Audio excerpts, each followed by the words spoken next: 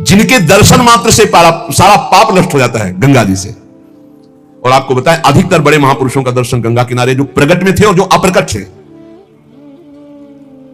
नानक देव जी का पहला साक्षात्कार गंगा के किनारे हुआ। वृंदावन, पावन पुलिन, ये सब गंगा की रेती पे। वृंदावन, पावन पुलिन, प्रियालाल, ये गंगा की रेती, सेनपुर। साक्षात गंगा से प्रकट होते हुए सिद्ध मां, बड़े चमत्कार गंगा मैया के, बड़े चमत्कार, अद्भुत। मतलब वाणी लड़खड़ाती है उनकी महिमा को, कहते हैं कि वो महिमा तो इस जीवन में देखी ना, इसलिए बड़ी दिव्यता गंगा जी में। गंगा जी के नाम का स्मरण मात्र करने से पाप थर्रा जाते हैं। जो गंगा जी की डुबकी लगाता है वो महापापी भी पावन हो जाता है। विश्वास हो जाए, विश्वास हो जाए। गंगा जी में स्नान करके, आचमन करके, गंगा में ही जब पितरों का तर्पण किया जाता है तो पितरों को बहुत तृप्ति होती है और पितर मुक्त होने लगते हैं। जैसे अग्नि के संसर्ग से रुई भस्म हो जाती है, ऐसे ही गंगा जी के स्पर्श से शारीरिक, मानसिक, वाचिक तीनों प्रकार के पाप भस्म हो जाते हैं। गंगा गंगेति यो ब्रूयाद योजना नाम सतैरपि।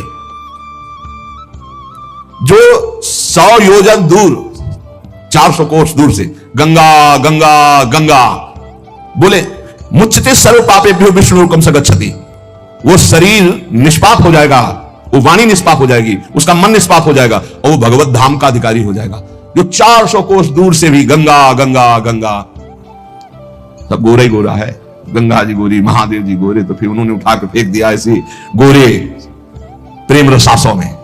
कभी सोचा नहीं था कि कभी वृंदावन, कभी सोच में ही नहीं था वृंदावन। बड़ी अनन्य बात है, इतनी निर्भयता थी।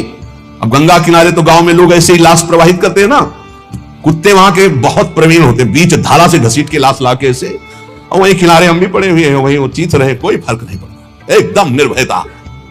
भगवान शिव की अनन्यता। गंगा जी को जब देखते हैं तो एक तो धारा में प्रवाहित होती है, भगवान शिव के जटा में भारी तन्मयता। गंगा जी की विशुद्ध कृपा, अपार शक्ति।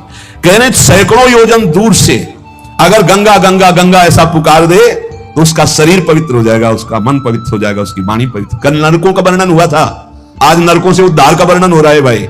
गंगा जल का आचमन करने वाला, गंगा जल का स्नान करने वाला, गंगा की धारा का दर्शन करने वाला, 400 कोस दूर से गंगा गंगा गंगा ऐसा उच्चारण करने वाला नरक नहीं जाएगा। कल जब नरकों का वर्णन हुआ था तो कई लोगों की बातें आई थी कि हमारे 38 के 38 हमारे में लक्षण है, अब क्या होगा। कोई कहता हमें 5 है, कोई कहता हमें 2 है, इसका मतलब नरक जाना पक्का है। तो आज उसकी काट सुन लो। नाम संकीर्तनम यस्य सर्व पाप प्रणाशनम। करना मत अवलो नसानी अबना न सही हो, पहले नियम लो कि आज के बाद नहीं करेंगे। नाम कर, संकीर्तन करो, प्रभु का चरणामृत पियो। कभी अवसर मिले तो गंगा जी के समीप जाके साष्टांग दंडवत करके डुबकी लगाओ, आनंद पूर्वक खड़े होकर कुछ देर नाम जप करो।